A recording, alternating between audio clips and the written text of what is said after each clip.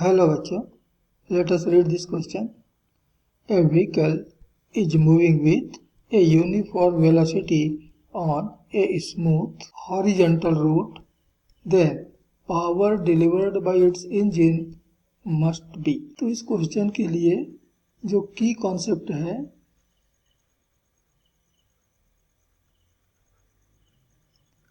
वह है power. We know that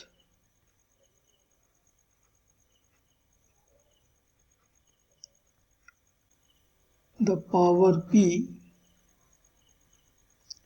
is equal to the work upon time W by T, and work is equal to force into displacement F into S upon T, and displacement upon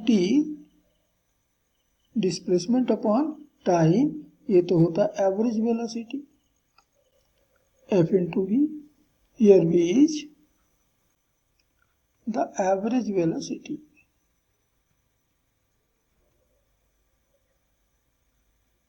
और question कहता है कि यह एक constant है.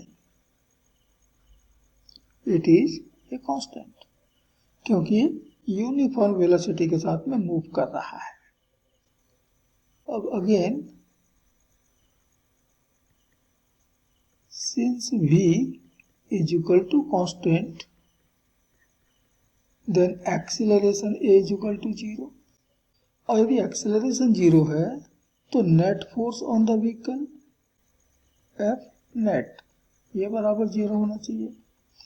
अब since net force on the vehicle is equal to the force applied by engine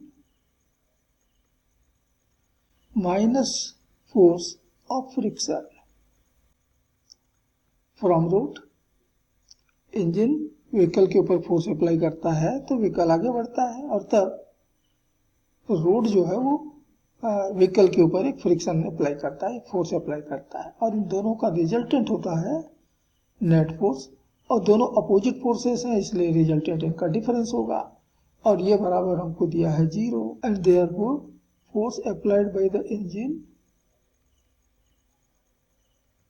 is equal to force applied by the friction. ये दोनों इक्वल होंगे.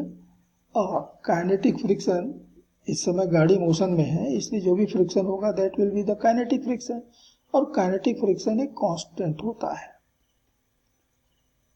तो इंजन के द्वारा अप्लाई किया गया फोर्स ये भी कांस्टेंट है, व्हीकल की वेलोसिटी भी ये भी कांस्टेंट है, and therefore power delivered by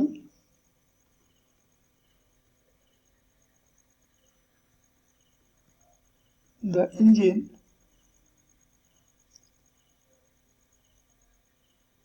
P ये बराबर होगा force applied by engine into velocity of the vehicle. अब ये दोनों के दोनों कांस्टेंट हैं तो पावर भी हमारा कांस्टेंट रहेगा.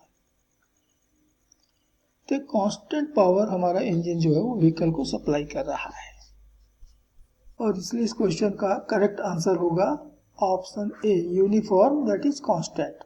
पावर जो है वो डिलीवर हो रहा है. And this is final answer of this question.